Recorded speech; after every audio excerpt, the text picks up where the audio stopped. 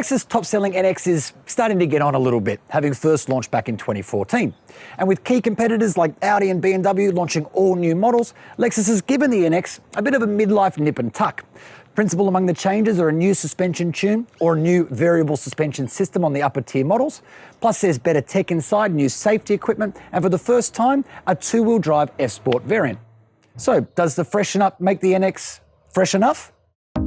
So what's new? Well, the focus here is more about equipment improvements to the existing range, so don't be expecting massive changes.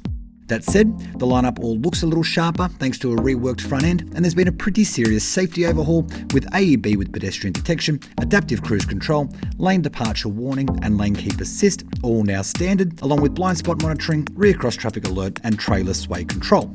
The NX still arrives in 3 trim levels: the entry-level Luxury, the sporty styled F-Sport and the top-of-the-range Sports Luxury, and there's 2 unchanged engine options, a 2-litre turbocharged petrol unit or a 2.5-litre hybrid setup. Sadly though, the extra kit has come at a cost, with price increases across most of the range.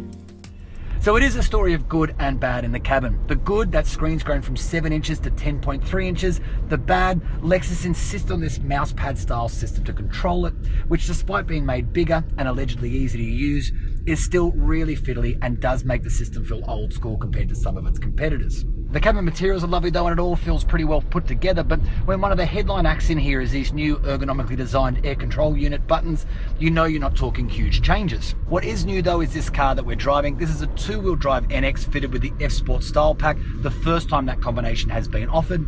And it is more than just cosmetic. While all of the NX range get retuned suspension, this car and the Sport Luxury car get a new adaptive suspension system.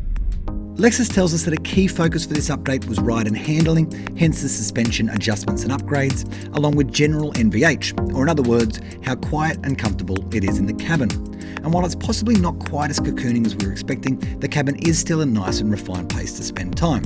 So on the road, the good news is that all those little changes add up to an honest and convincing drive, even if there's no real change to the engines.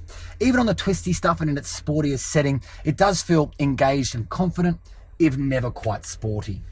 So let's be honest, we're not exactly talking wholesale changes here, but the nips and tucks have been made in all the right places, making the NX a little bit better looking, a little bit safer, and critically, a little bit better to drive.